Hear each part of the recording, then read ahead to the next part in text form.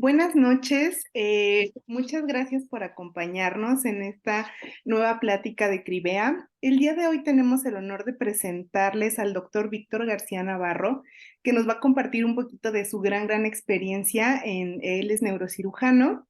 El doctor Víctor García Navarro es egresado de la especialidad de neurocirugía del Instituto Nacional de Neurología y Neurocirugía avalado por la UNAM en la Ciudad de México. Posteriormente realizó entrenamientos de posgrado como fellowship en cirugía de epilepsia por la Universidad de Washington y en neurocirugía de mínima invasión en base de cráneo por Weill Cornell Medical Center. Está certificado por el Consejo Mexicano de Cirugía Neurológica, obteniendo reconocimiento como el puntaje más alto de su año, y es miembro activo de la Asociación Americana de Cirugía Neurológica. Víctor es editor y autor principal del libro Estrategias y abordajes en neurocirugía craneal. Ha sido autor y coautor de más de 15 artículos en las revistas mejor ranqueadas de su especialidad y es miembro del comité editorial en algunas de ellas. Ha participado en programas altruistas de Mission Brain desde 2014 a la fecha, profesor e investigador SNI nivel 1, profesor adjunto de la especialidad de neurocirugía en la Universidad de Guadalajara de 2011 a 2016, dirigió la Escuela de Medicina del TEC de Monterrey Campus Guadalajara de 2015 a 2022, donde continúa como profesor clínico. Actualmente es director del Instituto Neurológico de Guadalajara, SC, en la práctica privada. Agradecemos mucho su presencia, doctor García, y le dejamos los micrófonos para que inicie su plática. Muy bien. ¿Qué tal? Muy buenas noches. Por favor, me confirman si ahí se está compartiendo ya mi pantalla. A ver, No, todavía no, me ahí parece. estamos. Ahora sí. Ahí está. Ahora sí. Ahora sí. Y empezamos. Bueno, agradezco mucho a todo el comité organizador. Ahora sí, ya está la pantalla, ¿verdad? Agradezco mucho al comité organizador y por favor me detienen si hay algún problemita técnico o si no me escuchan. Pues bueno, la verdad es que agradezco doble porque ponerme a revisar algunos aspectos básicos en cuanto a los tratamientos que existen y algunas presentaciones previas y cómo tomábamos las decisiones hace algunos años y cómo lo estamos haciendo ahora, nos ayudó también a mí y a todo el equipo alrededor para poder realizar esta presentación. Y bueno, partiendo con un poquito de antecedentes desde la perspectiva neuroquirúrgica, pues con nosotros Walter Dandy, cuando describió su serie, resulta que las complicaciones que tenía y las complicaciones que tenemos ahora, pues han cambiado tremendamente, ¿no? En ese momento las complicaciones eran desde infartos hacia el tallo cerebral, infecciones, daño vascular, ¿no? Después de eso, algunas de las complicaciones que fueron siguiendo en la experiencia neuroquirúrgica, pues bueno, fueron ya daño hacia los nervios, hacia la función, y cabe destacar ahí que, bueno, el uso del microscopio en neurocirugía realmente lo tomamos de otorrino, y los abordajes y la introducción por Yazar Gil del microscopio a la práctica neuroquirúrgica viene realmente de la cirugía de otorrino hacia el hueso temporal y su introducción a la neurocirugía, de la misma manera que la endoscopía de base de cráneo también fue tomada de la otorrino y después de eso hacia la neurocirugía.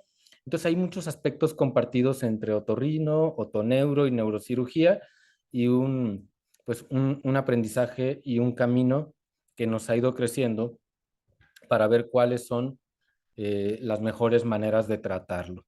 En las nuevas clasificaciones, sobre todo nosotros que cambió todo en la clasificación de tumores del sistema nervioso central hace unos años, y de la misma manera en la clasificación de la WHO en cuanto a tumores, pues sigue apareciendo y tenemos ahora el schwannoma o schwannoma vestibular, que es el nombre que estamos teniendo y es el que preferimos como tal. En cuestiones de epidemiología, la mayoría de ustedes lo conocen, lo dominan, pero sobre todo, para nosotros hablar de tumores del ángulo pontocerebeloso involucra, uno, pareciera que no es un reto diagnóstico, pero sí es un reto diagnóstico el identificarlo, sobre todo cuando está en estadios tempranos, y número dos, el clasificarlo. Eh, por ahí, yo soy egresado del Instituto de Neuro, recuerdo una tesis que se hizo en 2008-2009, en la cual un paciente que tenía un tumor del ángulo pontocerebeloso que se manifestaba con hipoacusia, había acudido previamente a más de 7 clínicos antes de llegar con un otorrino, con un otoneuro o con un neurocirujano que hicieran el diagnóstico de un tumor del ángulo pontocerebeloso. Entonces, aunque en nuestra práctica clínica seguimos culpando a que el paciente llega tarde, pocas veces tomamos en consideración que llegó tarde, pero no con el médico. O sea, llegó tarde con quien hicimos el diagnóstico. Y también un gran reto que tenemos para hacer el diagnóstico en considerar sobre todo aquellas lesiones que son o bien intracanaliculares o lesiones pequeñas que no dan algún otro déficit focal, al menos desde el punto de vista neurológico o neuroquirúrgico. Nuestros principales datos clínicos, claro que son hipoacusia, tinnitus, síntomas vestibulares, ¿no? Y bueno, tumores grandes ya nos dan datos más focales, pero si lo vemos, eh, la práctica clínica, tanto en médicos familiares, en neurocirujanos, ¿no? E incluso en urgencias, involucra que pocas veces utilicemos el diapasón o mucho menos que los mandemos directamente a una audiometría. Entonces, y vértigo, que además no es un tema que todos abordemos o que incluso tengamos a quién referirlo, ¿no? Es un gran reto no solo en el centro del país, sino nosotros que lo vemos estando en Guadalajara, Monterrey o Ciudad de México, carecemos de expertos en vértigo, de expertos en facial en el resto del país o en el resto de nuestros países latinoamericanos, realmente que se convierte en un reto encontrar lesiones en etapas tempranas. Hablando de neurofibromatosis, pues bueno, claro que los criterios de neurofibromatosis siguen siendo los criterios de neurofibromatosis que quizá aprendimos durante la infancia, o durante nuestra formación, pues, ¿no? Te digo infancia. Pero bueno, pasados en las guías de la EANO de los últimos años, consideramos todavía, ¿no? Schwannomas vestibulares bilaterales, historia de neurofibromatosis tipo 2, aquellos schwannomas vestibulares unilaterales que se componen también de además de uno de dos, meningioma, glioma, neurofibroma, schwannoma, ¿no? O bien meningiomas múltiples más un schwannoma unilateral, ¿no? Y el resto de los que comenté ahorita, ¿no? Meningioma, glioma, neurofibroma o schwannoma. Pocas veces aquellos pacientes que llegan tienen una historia clínica completa, hablando en medicina general. Otro reto que tenemos nosotros cuando logramos el diagnóstico es tener a nuestro lado técnicas de imagen suficientes que nos puedan protocolizar el diagnosticar tumores pequeños, el diagnosticar aquellos tumores sobre todo menores a 1 centímetro o aquellos que no se encuentran hacia la cisterna. Ahorita vamos a comentar un poco acerca de los criterios diagnósticos por las guías de manejo que tenemos, pero el tener una resonancia o una buena resonancia es algo vital y sobre todo cuáles son las secuencias que utilizamos, ¿no? Por guías de manejo, ahorita vamos a comentar cuáles son los mínimos indispensables y poder identificar, ¿no? Desde, yo les voy a ser sincero, nosotros, aunque en mi formación me tocó que estuviéramos viendo placas de rayos X e identificar el conducto auditivo interno, ver si había agrandamiento, ver si se veía que formara como si fuera una trompeta, ¿no? La verdad es que directamente solicitamos resonancia o resonancia contrastada en cuanto hay algún dato clínico que nos pueda orientar en sospechar y en dejar como de descarte el diagnóstico de que hay una lesión hacia el ángulo pontocerebeloso, hacia el conducto auditivo interno o hacia la porción petrosa del temporal. La tomografía sigue siendo vital y sobre todo me voy a adelantar a hablar un poquito acerca de anatomía muy general y de las guías de práctica clínica que estamos utilizando. Creo que yo hasta que no llegué al R3, 3.5, ¿no? Entendí la importancia de conocer un hueso como el hueso temporal, y a pesar de ya llevar 3 años en neurocirugía, no nos era tan relevante el identificar la diferencia entre los abordajes. Eh, Nosotros rotábamos por otoneuro, pero aún así la parte clínica la derivábamos mucho. Entonces, una ventaja de los centros que tienen áreas de subespecialización, pues es que abordas casos muy complejos. Una desventaja es que también derivas muchas cosas iniciales. Es vértigo, toca con el experto en vértigo; es facial, va con el experto en facial, y a veces puede uno perder los datos más básicos por mandarlos directamente con el especialista o subespecialista. Y lo mismo nos pasaba con la anatomía. En consideración en cuanto a la anatomía, no solamente para identificar la lesión, algo importante es que logremos clasificarlo entendiendo la anatomía general. Y para eso el hueso temporal, decía mi jefe, que había que aprenderlo, leerlo 16 veces y olvidarlo 16 veces, y ahí nos tenía como locos todos los días. Pero la correlación que tenemos, ¿no?, con la parte venosa y arterial, ¿no?, para nosotros es de suma importancia. Entonces aquí tenemos una vista, ¿no?, del endocráneo de un hueso temporal del lado derecho, en el cual, al ver el borde dorsal del hueso petroso, de la porción petrosa del temporal, identificamos de medial a lateral. Aquí tenemos la apófisis clinoides posterior, tenemos el dorso de la silla turca, tenemos en esta forma de triángulo invertido con una base lateral, ¿no?, la porción petrosa del hueso temporal, e identificamos el conducto auditivo interno. Caudal a este encontramos la porción lateral del clivus en su tercio medio e inferior, y localizamos el foramen yugular, y medial a este localizamos el foramen magno.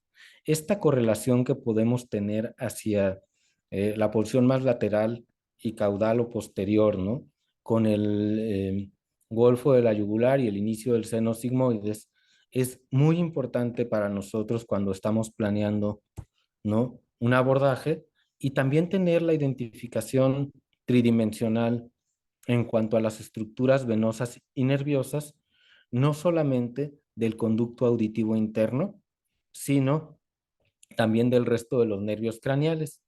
Para fines prácticos, nosotros dividimos al ángulo pontocerebeloso en 3 porciones: una porción superior, una porción media y una porción inferior.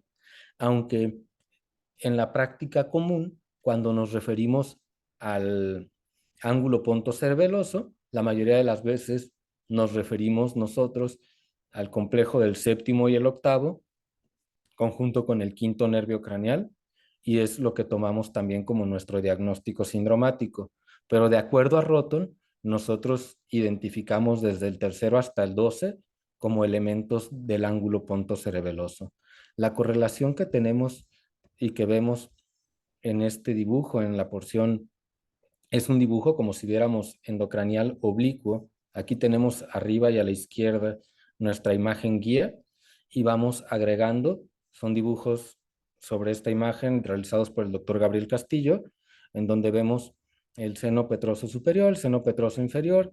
Aquí vemos hacia la yugular y el foramen yugular, tanto el seno sigmoides como el transverso, y la correlación que tenemos junto con la eminencia arcuata.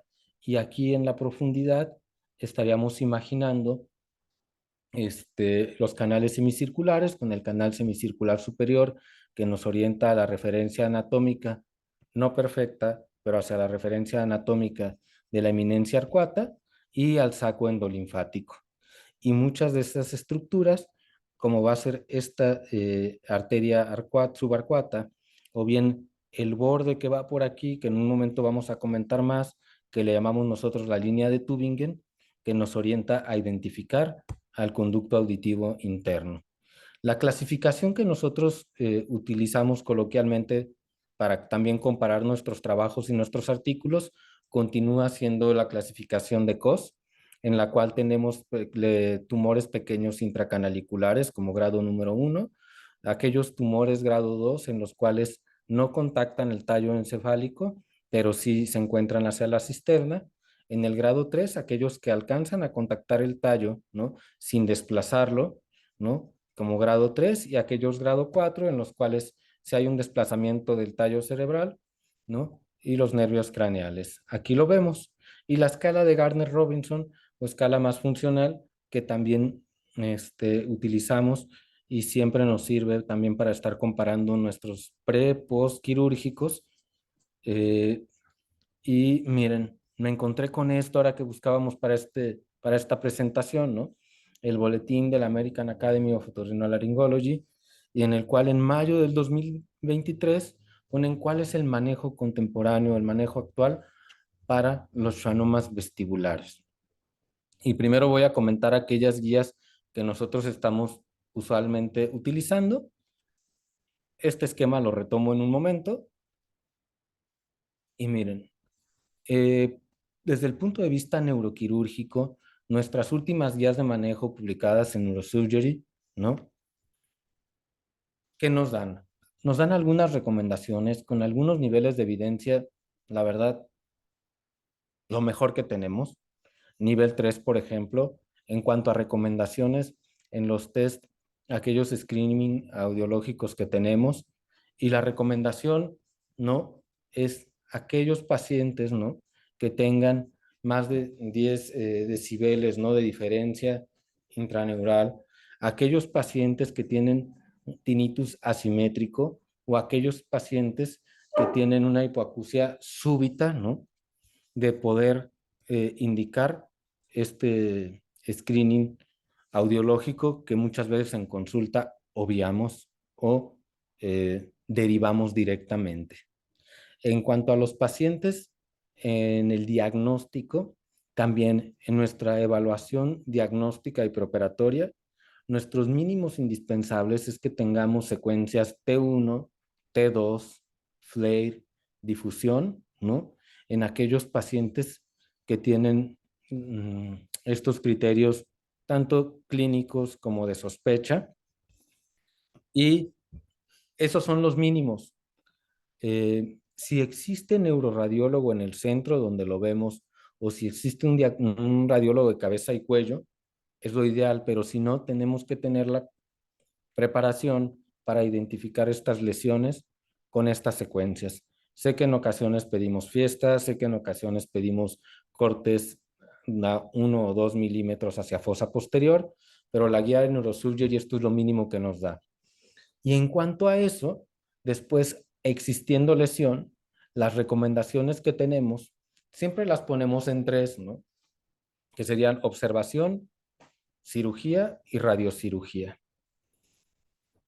Híjole, quitando de lado la recomendación del ego, del radiocirujano, del neurocirujano, del otoneurólogo, y quitando todos los egos, si nos vamos a las guías de manejo de qué es lo que debemos de hacer o cuál es el que tiene un mejor nivel de evidencia, creo que sí hay cosas que por lo menos a mí retomarlo me sorprendieron. Eh, Platico. Yo siempre, cuando empezamos a verlo, en nuestra residencia, nos llama mucho la atención la discrepancia que existe, aún habiendo eh, sesiones o comités de tumores, la gran discrepancia que podía haber en un experto y otro experto, en un comité y otro comité, ¿no? Y, y quizá lo poco objetivas que podían ser estas. Entonces, voy a comentar, por ejemplo, en cuanto a la observación, hablando en términos generales, con un nivel 3 de evidencia, ¿no? Y teniendo más de un 75 a 100%, ¿no? De posibilidades de preservación a 2 años, cuando vemos y lo que subrayé en rojo, ¿no? Fue a 10 años. Aquí no estoy hablando grado 1, grado 2, grado 3, grado 4, estoy hablando en general. La posibilidad es entre un 25 a 50% de preservación a los 10 años, ¿no? Y en cuanto a otra parte de recomendación también nivel 3, ¿no? En cuanto a cuáles serían, ¿no? Aquellos factores que nos ayudarían a determinar si hay o no un mejor pronóstico, es el no crecimiento durante la observación, ¿no? Y el que haya en las audiometrías una mejor audiometría, ¿no? Tanto documentada, ¿no? Una mejor audiometría documentada. Cuando nos vamos a comparar también en general, ¿no? En radiocirugía, ¿no? Y nos vamos a 10 años, encontramos que hay, ¿no? Moderada a baja posibilidad de preservación a 10 años, igual, 25 a 50%. Y tenemos los mismos factores, ¿no? En cuanto a la audiometría previa, con nivel 3 de evidencia de los puntos que tenemos en cuanto a crecimiento tumoral, que sea un tumor de menor tamaño, ¿no? Y la dosis, tanto que se haya ido menor a 12 grays, ¿no? Y en la cóclea menor a 4 grays. Sorprendentemente, y eso es como una opinión de experto o caso anécdota, es súper importante el número de casos que están en un centro siendo radiados. De verdad, no tengo datos en cuanto a Latinoamérica o centros en México comparando cada uno, pero sí el que esté un físico, el equipo se calibre diariamente, ¿no? Y haya un número mayor a 80 casos al año en el mismo acelerador o en el mismo gamma, tiene un impacto diferente sobre el número de los pacientes que han sido atendidos. Y cuando nos vamos a microcirugía, ¿no? Encontramos que a 10 años también encontramos una, ¿no? Probabilidad moderada baja, 25 a 50, de preservación a 10 años.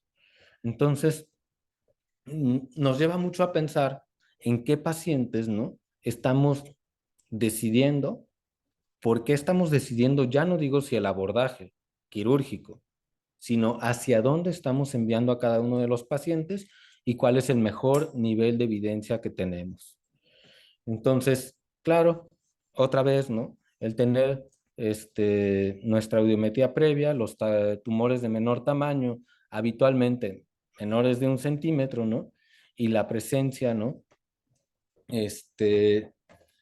En estos pacientes nos da una mejor preservación de la audición. Sin embargo, vemos que estos factores, por ejemplo, que son factores pronósticos que favorecen a microcirugía, también son factores que ahorita vamos a ver, habitualmente son los que nos excluyen microcirugía. Cuando nos vamos a las guías del 2020, ¿no?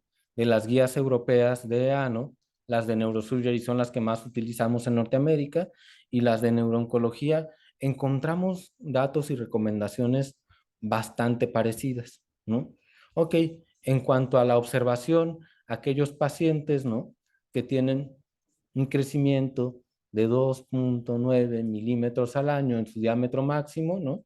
Como factor pronóstico, en las microcirugías y en la radiación, pues que tampoco es que tenemos un nivel de evidencia suficiente como para normar más allá de grado 3.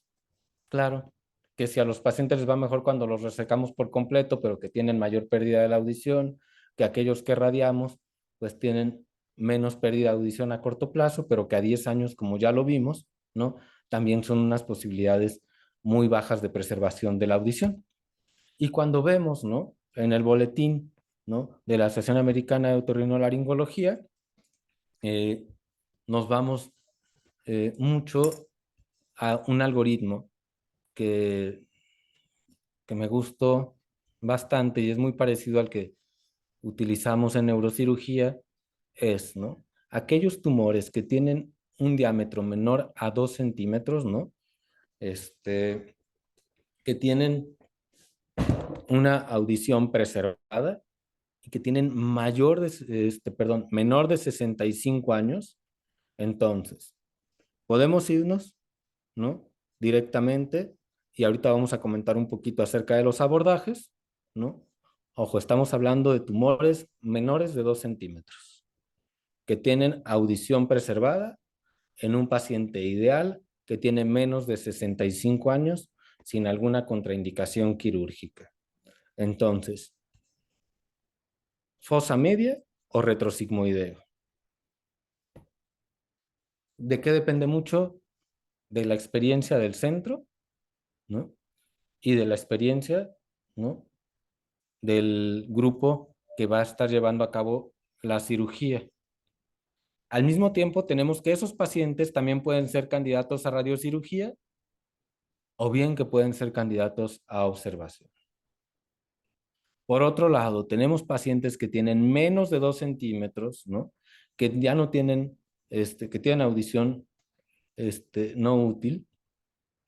En las guías previas lo mencionaban como por debajo de 50 decibeles y que tienen una edad mayor a 65 años.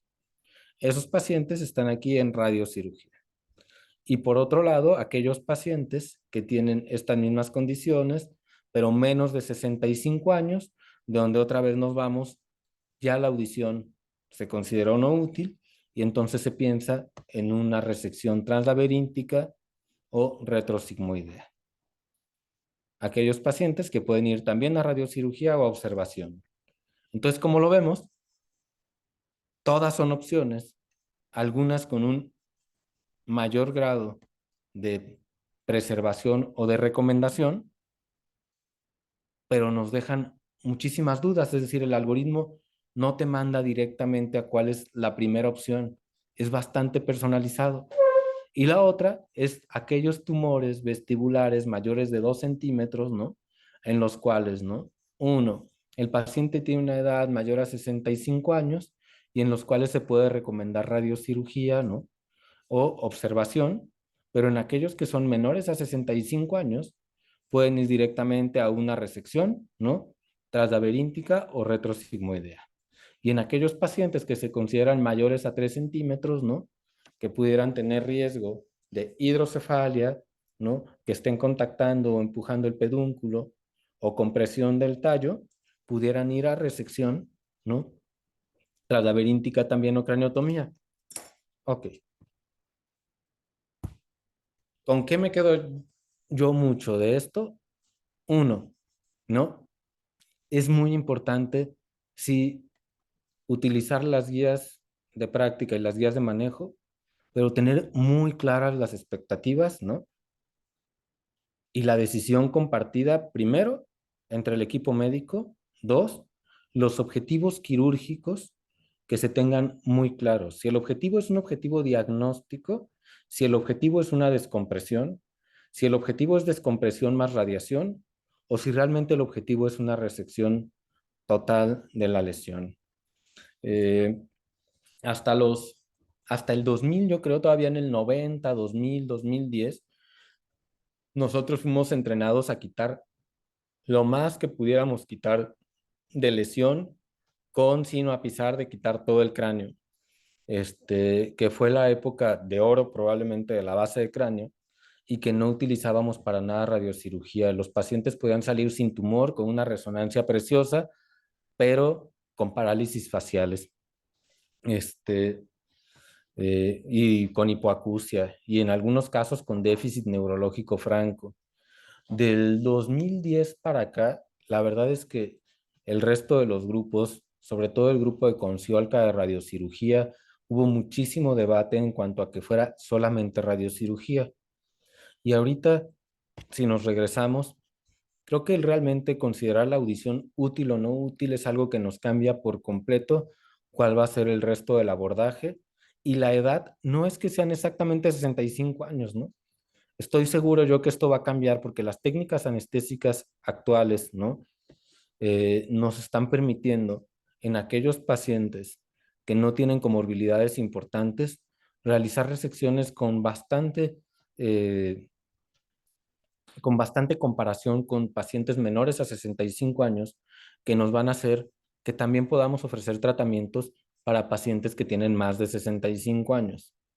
Sin embargo, pensando en calidad de vida, es muy diferente tener un paciente y meter en la misma caja un paciente que tiene 65 años que a uno que tiene 20, ¿no? Entonces, si yo tengo un paciente que tiene 65 años y que además, ¿no? Identificamos que el tumor, en caso de que previamente haya estado en observación, el crecimiento ha sido un crecimiento lento, un crecimiento menor de 2 a 4 milímetros por año, pues que nos permita tomar una decisión no de inmediato, sino de poder observarlo y ver el comportamiento sin radiación o posteriormente con radiación. Entonces yo creo que vamos a poder, con los nuevos datos que se junten de pacientes quirúrgicos irradiados, ¿no? Poder lograr una base de datos que nos haga sostener, basado en evidencias, unas guías de manejo eh, más objetivas.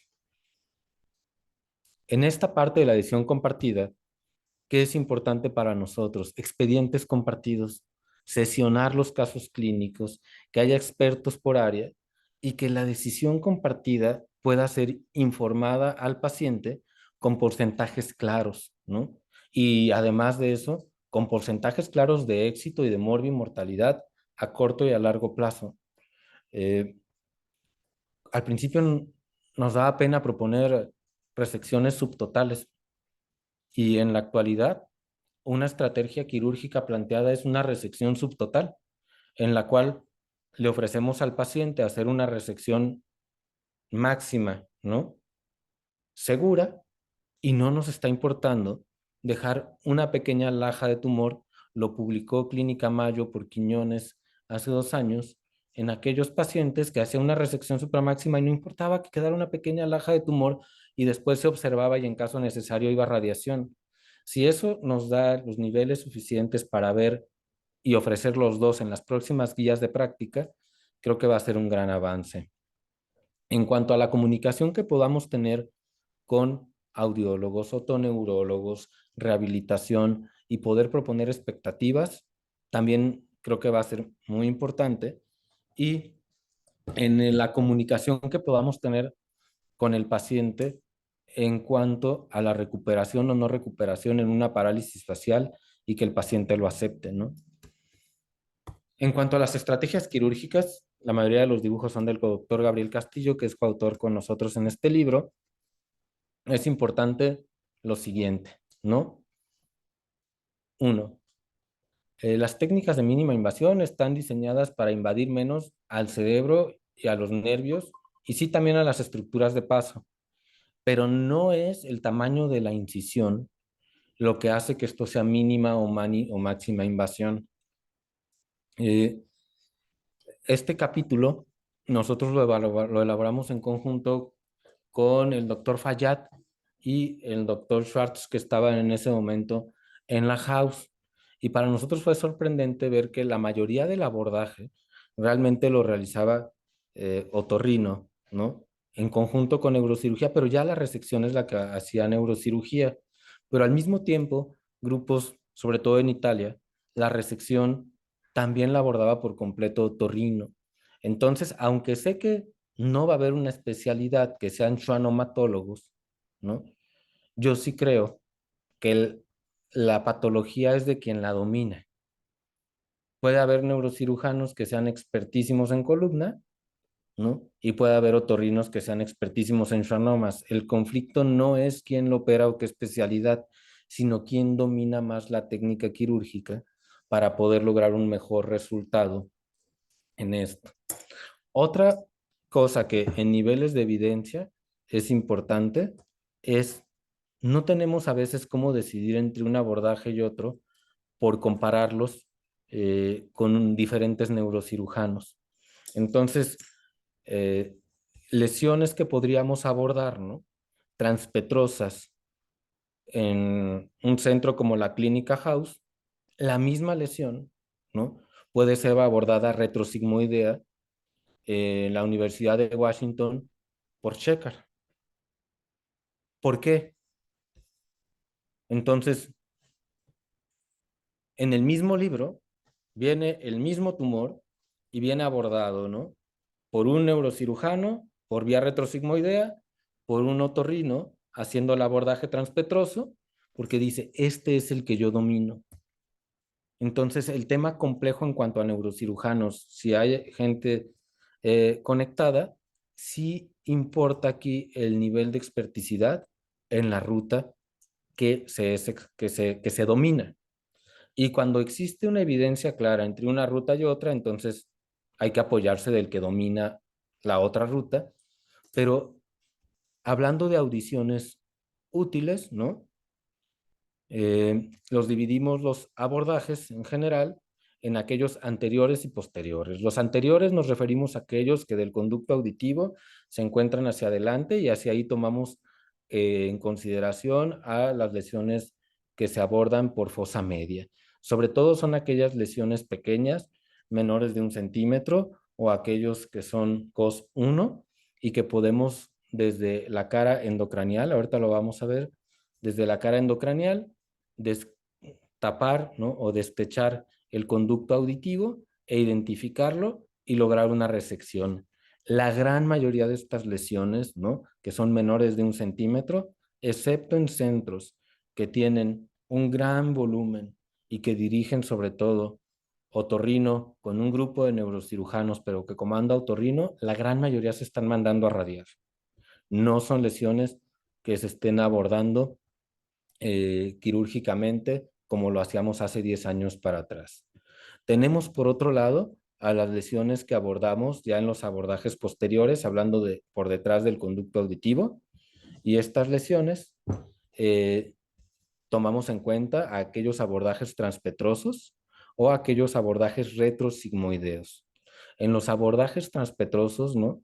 Estos abordajes pueden ser, ahorita vamos a ver algunos de ellos, respetando, ¿no? Los canales semicirculares retrolaberínticos, pueden ser retrolaberínticos parciales, respetando 2 de los 3 canales, o bien puede ser que hagamos un abordaje translaberíntico o incluso transcoclear en aquellos que no tienen una audición útil, y sobre todo en aquellos que se van hacia la cara ventral o a la cara ventrolateral por delante del mesencéfalo o del puente en esa extensión, y aquellos abordajes retrosigmoideos, ¿no? En los cuales las lesiones las consideramos que tienen audición útil o no útil y que podemos variar desde abordajes con lesiones muy pequeñitas, con abordajes microasterionales, hasta abordajes completos que se pudieran extender hasta el arco posterior de C1 o realizar un far lateral completo. Aquí evidenciamos en diferentes colores, en azul, ¿no? Un abordaje retrosigmoideo. Aquí vemos en la punta de mi flecha, el seno. Un abordaje en verde, que es un abordaje retrolaberíntico. Una laberintectomía cuando juntamos este verde con el amarillo, ¿no? O bien un abordaje transcoclear en un abordaje tan grande y que pudiéramos incluso extender y mostrar el seno, para hacer un abordaje combinado, ¿no? Aquí evidenciamos las 3 cosas que les había comentado en cuanto al ángulo pontocerebeloso, que para nosotros quirúrgicamente, ¿no? Tomamos un nervio, perdón, 3 nervios, una arteria y una vena hacia el ángulo pontocerebeloso superior, el ángulo pontocerebeloso medio y el ángulo pontocerebeloso inferior. Sin embargo, casi siempre nos referimos en el lenguaje común a al ángulo pontocerebeloso como el ángulo pontocerebeloso en su tercio medio. Aquí lo que mostraba de los 3 abordajes más clásicos que utilizamos o cómo los clasificamos en anterior, medio y posterior, ¿no? Y como en el abordaje fosa media, nosotros prácticamente destechamos, identificamos mediante neuronavegación y mediante referencias anatómicas, tomando el gran petroso superficial, la eminencia arcuata, trazamos una línea en medio y ahí empezamos nuestro fresado. Posteriormente a eso hacemos estimulación, ¿no? Antes de abrir la dura, y una vez que encontramos la dura, entonces en su gran mayoría hacia el vestibular superior es donde encontramos el schwannoma y lo quitamos preservando el facial. Esta vista nos permite bastante en lesiones pequeñas preservar el facial.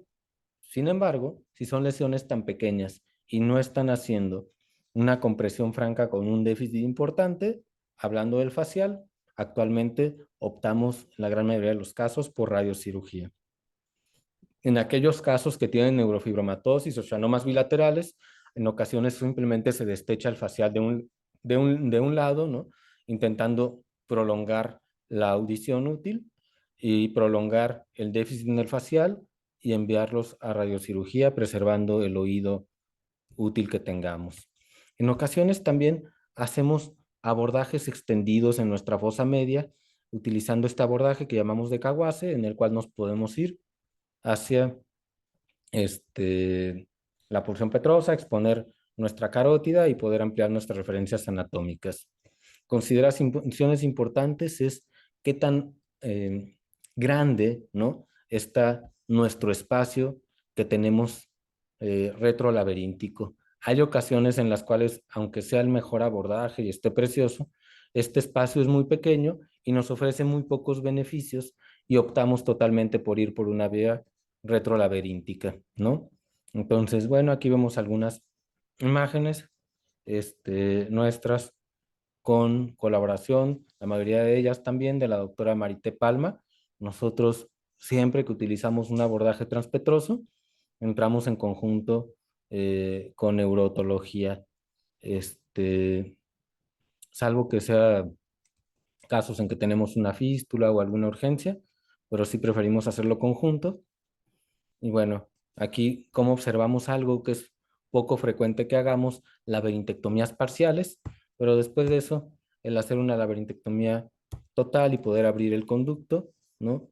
Entonces nos permite llegar a la porción más medial o ventromedial hacia el tallo cerebral, preservando, ¿no?, nuestras estructuras como el nervio facial y el complejo completo 7 y 8 también en su porción cisternal. Importante la utilización para no tener fístulas de grasa, normalmente es grasa que tomamos del abdomen del paciente y en ocasiones utilizamos el mismo huesito, ¿no?, para poder hacerlo. Aquí estamos con el doctor Schwartz y con el doctor Brackman cuando estuvimos con ellos.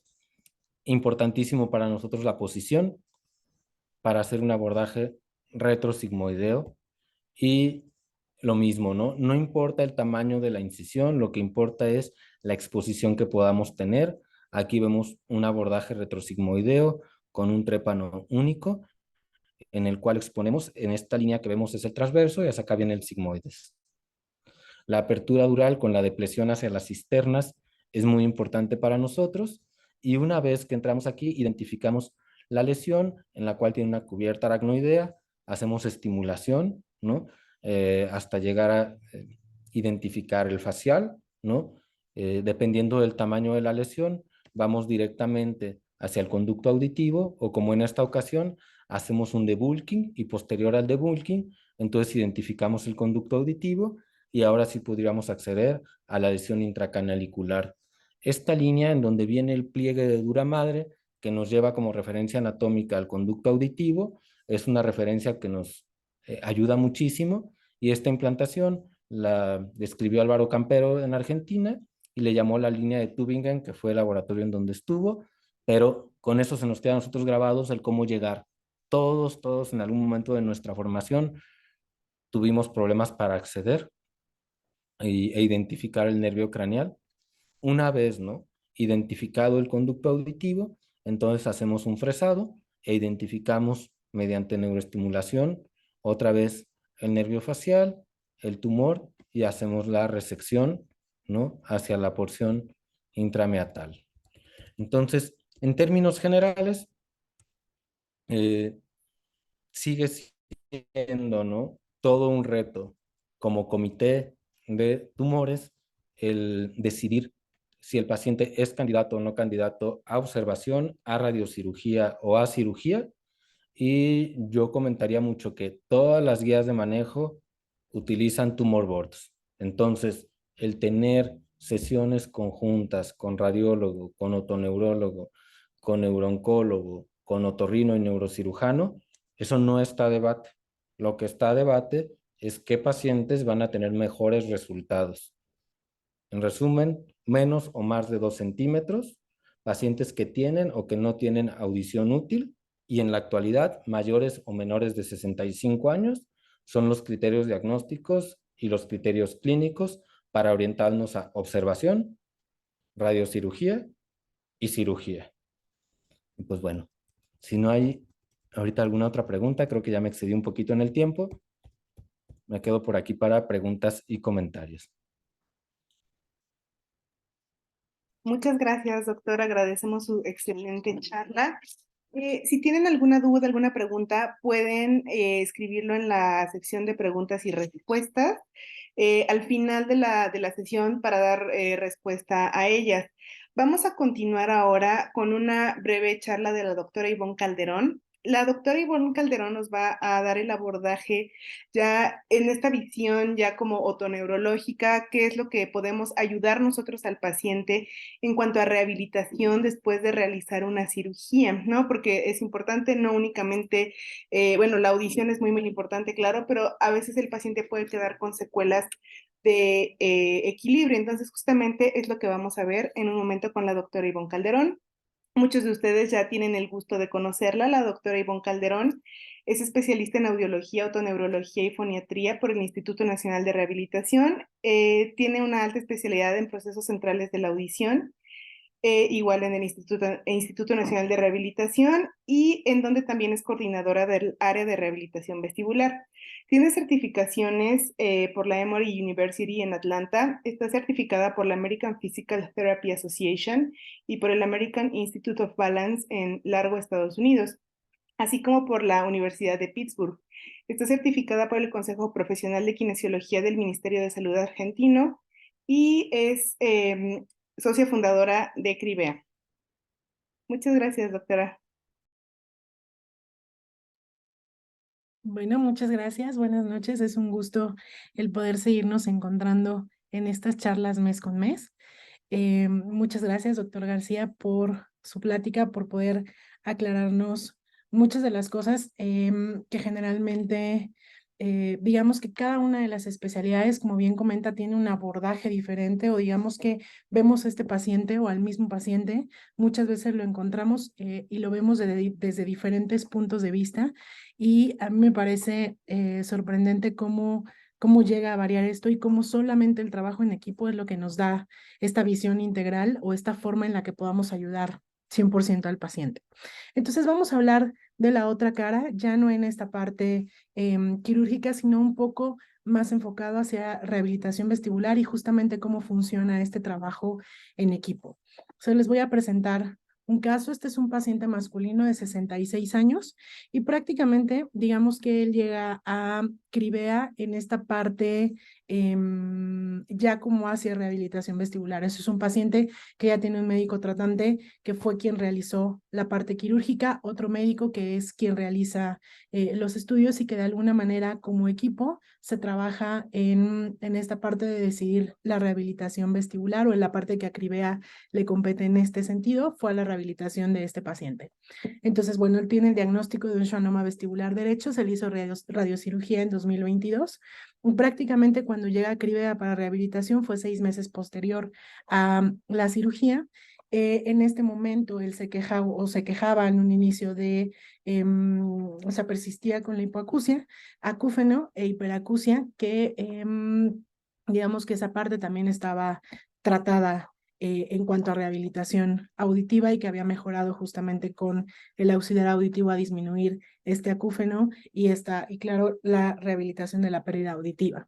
En cuanto a la parte de vestibular, digamos, o en esta parte autoneurológica, el paciente se quejaba sobre todo de inestabilidad a la marcha con lateral pulsión derecha, caídas especialmente cuando él caminaba por terrenos irregulares o cuando había poca luz, y en este momento él utilizaba bastón para realizar todas sus actividades. Ya empezaba a tener datos de dependencia visual y sobre todo cinetosis, que era una de las cosas que más le preocupaban o le molestaban porque no podía, no soportaba incluso los trayectos, por ejemplo, para ir a su oficina, o sea, no podía manejar, no se sentía cómodo manejando, ni podía realmente hacerlo, y como tenía que ir como pasajero en el coche, no soportaba tampoco y siempre era un problema, sobre todo porque le causaba mucha descarga vagal. Entonces, este es el primer escenario con el que nos enfrentamos o lo que vemos en el paciente. Entonces, una vez identificada esta parte, procedemos como a ver exactamente qué es lo que le está generando problemas o esta valoración inicial para ver en dónde está parado mi paciente. Entonces, evaluamos los límites de estabilidad y aquí lo que nosotros hacemos es ver qué tanto el paciente puede desplazar justamente su centro de gravedad, cuánto es su velocidad de reacción hacia los diferentes puntos hacia donde se desplaza, cuál es el punto máximo hacia el que llega y en el que se mantiene. Generalmente el punto máximo suele ser mayor, es decir, el paciente hace ese primer impulso de llegar hasta donde puede llegar, se registra y generalmente hay una leve regresión que es normal que todos tengamos y es el punto en donde se mantiene más tiempo. Ese es el punto final o endpoint. Y entonces vemos el porcentaje de de estos dos desplazamientos, qué tan veloz lo hace y cuánto control tiene de la dirección. Entonces, más o menos es un trazo. Así vemos que el centro de gravedad está ligeramente desplazado hacia adelante, que normalmente es lo que hacemos cuando nos sentimos justamente en riesgo de caer, es desplazar el centro de gravedad hacia adelante. Otra de las evaluaciones que hacemos es el test clínico sensorial modificado que podemos hacer de forma clínica propiamente o que también podemos medir en una plataforma específica de equilibrio. Y aquí prácticamente lo que hacemos es tratar de caracterizar qué aferencia está predominando o qué tanto mi paciente ya está utilizando la visión o la propiocepción para poder adaptar o sustituir esta función vestibular. Entonces, vamos haciendo diferentes pruebas. Aquí vemos como el paciente, aún con ojos abiertos, que es donde tenemos toda la información, tanto de los ojos, propioceptiva y vestibular, el paciente aún tiene un desplazamiento importante en comparación con personas de su edad y de su estatura. No es lo que hace el equipo, compararlo. Entonces, lo que vemos en gris sería lo esperado para la edad y la estatura del paciente y lo que vemos en rojo es lo que tiene o ese desplazamiento, ese movimiento del centro de gravedad que llega a tener el paciente en las diferentes condiciones. Entonces, claro que cuando aún tenemos superficie firme con ojos cerrados, el paciente ya no logra mantener tanto el equilibrio y vemos este aumento de desplazamiento, que es muy similar incluso cuando lo subimos sobre una superficie suave, cuando lo ponemos en el foam, a pesar de tener los ojos abiertos. Y ya cuando intentamos que realice esta misma actividad con los ojos cerrados sobre superficie suave, el paciente ya no puede hacerlo. Cae desde el primer intento y ya no logramos hacer el resto de los intentos porque le genera mucho problema y mucha inestabilidad. Entonces, aquí vemos que justamente esta información vestibular no se está utilizando para poder mantener el equilibrio, para poder evitar este desplazamiento del centro de gravedad. ¿Okay? Entonces, hacemos una evaluación del riesgo de caída del paciente. Generalmente, digo, hay muchas escalas, lo hemos mencionado a lo largo de las pláticas, que casi siempre utilizamos la que de alguna manera nos pueda acomodar, ya sea porque necesitemos información para planear la rehabilitación vestibular, como es en este caso el índice dinámico de la marcha, o también podemos utilizar algunas como el Time Up and Go, que puede ser mucho más sencillo. En este caso, en el índice dinámico de la marcha, él en este momento hacía la marcha asistida, utilizaba bastón para todas las actividades, entonces desde la marcha normal ya tenemos un puntaje de 2 de 3 precisamente por esta asistencia. Lo mismo en los cambios de velocidad, con movimientos cefálicos horizontales y teníamos un franco desplazamiento lateral.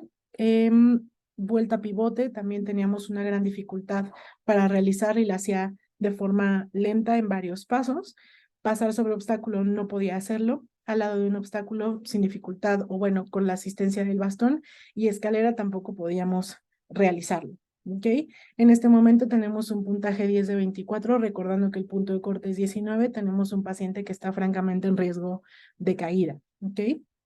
Entonces, en cuanto al Dizziness Handicap Inventory, vemos que el paciente en el área emocional tiene una discapacidad severa, así como en el área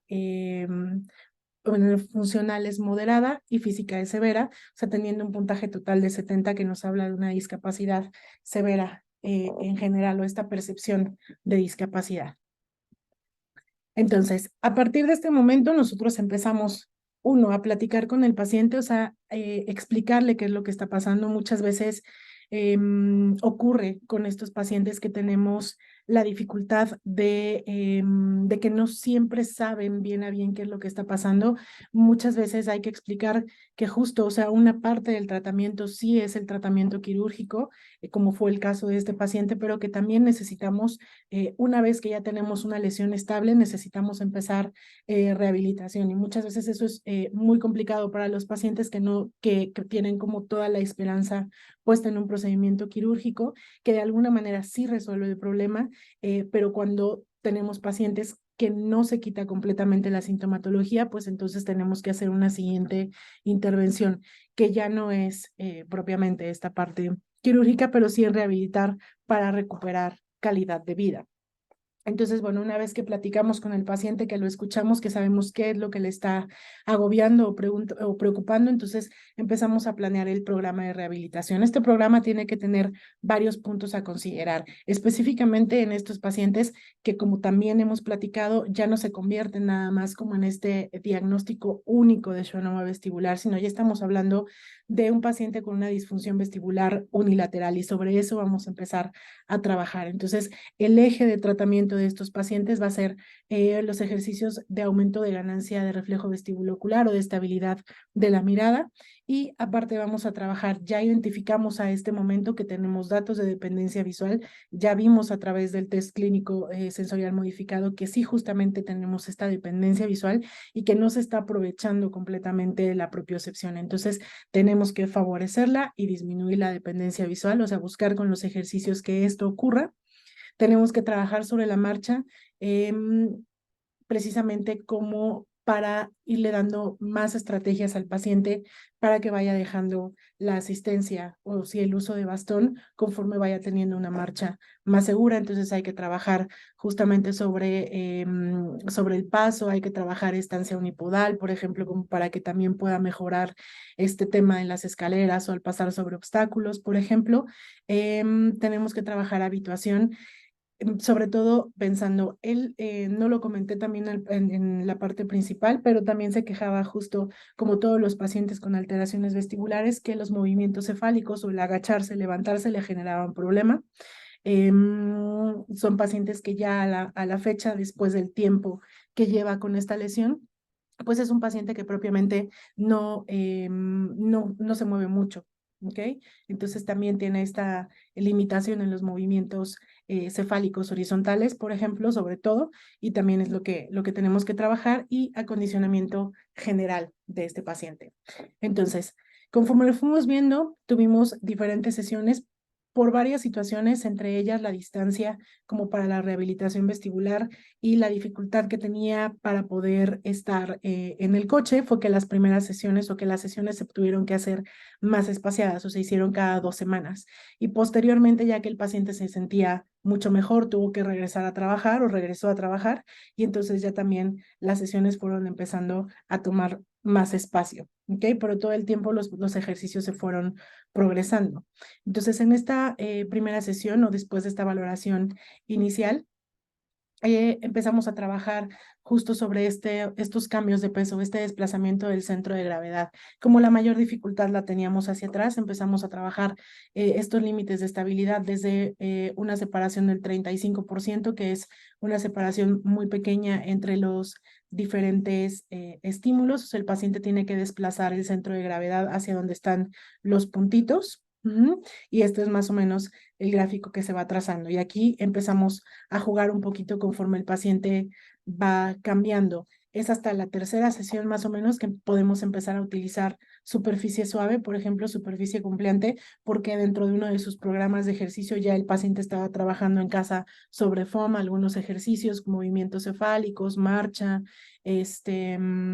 trabajando puntas, talones, sobre obstáculo, diferentes cosas, y entonces ya podemos empezar a entrenar aquí sobre superficie suave y vamos ampliando justamente los límites de estabilidad. O sea, empezamos desde un 35% y vamos subiendo 45, 55, por ejemplo. Ya cuando estamos en superficie firme, entonces empezamos a introducir otros ambientes, por ejemplo, este entorno en donde aparece un tablero de ajedrez en la parte posterior mientras el paciente está haciendo movimientos, precisamente para poder introducir también todos estos datos visuales y disminuir cada vez más la dependencia visual. Claro que todo esto tiene que ser muy paulatino. Ya para cuando el paciente llega a entrenar aquí algunas cosas, ya tiene que tener un antecedente de haber trabajado al menos una semana ciertas cosas para que aquí lo pueda tolerar mejor y que también al paciente le sirva para ver que está mejorando o que los ejercicios se notan aquí cuando lo estamos entrenando. ¿Ok? Entonces, ya al final, digamos que en lo que vamos en la rehabilitación, en julio más o menos, este es el paciente, todavía no logramos, como se pueden dar cuenta, todavía no logramos que esté completamente estable en el test clínico sensorial modificado. Sí ha mejorado, pero todavía no estamos. Ha mejorado muchísimo más los límites de estabilidad, por ejemplo, y a pesar de que no se note tanto en esta primera parte, si hacemos un compuesto del progreso de este desplazamiento en las diferentes condiciones, sí ha habido cierta mejoría, pero todavía no alcanzamos la normalidad. ¿Ok?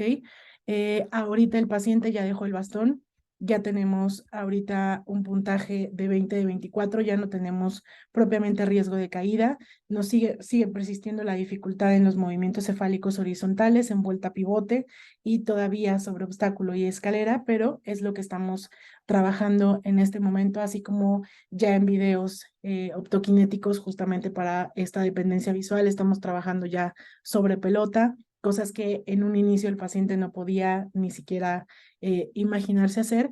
Y pues bueno, gran parte también de lo que de alguna manera ahorita nos puede hacer ver que el paciente ya está un poco más integrado es esta parte de que ya puede ir a trabajar, ya tolera los traslados. Por ejemplo, su trabajo es en computadora, ya tenemos mejor tolerancia a los estímulos, a los movimientos, a poder fijar y hacer varias cosas. Entonces, de alguna manera, sí ha habido evolución, todavía nos falta trabajar varias cosas, pero ya el paciente de alguna manera se va integrando poco a poco en sus actividades cotidianas. Y pues bueno, recordemos que siempre ese va a ser el fin último que tenemos en esta parte de la rehabilitación. La primera parte es justo este diagnóstico que nos va a dar pauta a integrar o que nosotros podamos empezar a caracterizar a este paciente. El trabajo multidisciplinario siempre va a ser importante para que nosotros podamos tener en mente que lo que al final importa, como bien mencionaba el doctor García, no es nada más quién se lleva las palmas o quién es el que hace mejor la parte del trabajo en equipo, sino que el paciente siempre sea el beneficiado. Pues muchas gracias.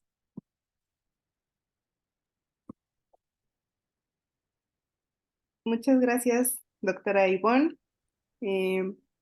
No sé si alguien tenga alguna pregunta. Me parece que no hay aún nada aquí en la sección de preguntas y respuestas.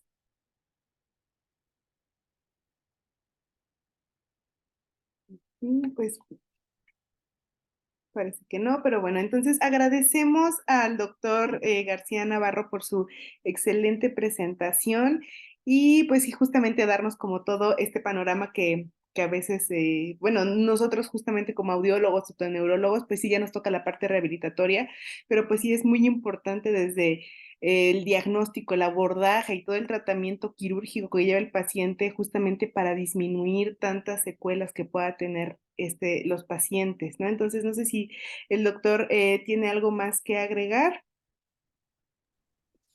No, pues digo, gracias por la invitación y reforzar lo que decía la doctora Ivonne. Creo que el compartir desde el prequirúrgico, ¿no? ¿Cuáles son las expectativas? Porque podemos tener una resonancia muy bonita, pero que el estatus del paciente no represente para nada las expectativas que sobre todo tienen que ver más con la función del facial y la función vestibular y salir nosotros muy contentos y que no sea lo mejor para el paciente. Entonces, en medida de que no logremos trabajar en equipo, podemos tener mejores resultados postquirúrgicos si nos conocemos desde el prequirúrgico. Eso sería mi mayor mensaje. Perfecto, pues muchas gracias, agradecemos su presencia y bueno, les agradecemos que se hayan conectado y la próxima, para el próximo mes tenemos nuevamente una plática, la van a ver anunciada en nuestras redes sociales por si gustan acompañarnos nuevamente. Muchas gracias. Buenas noches. Hasta luego.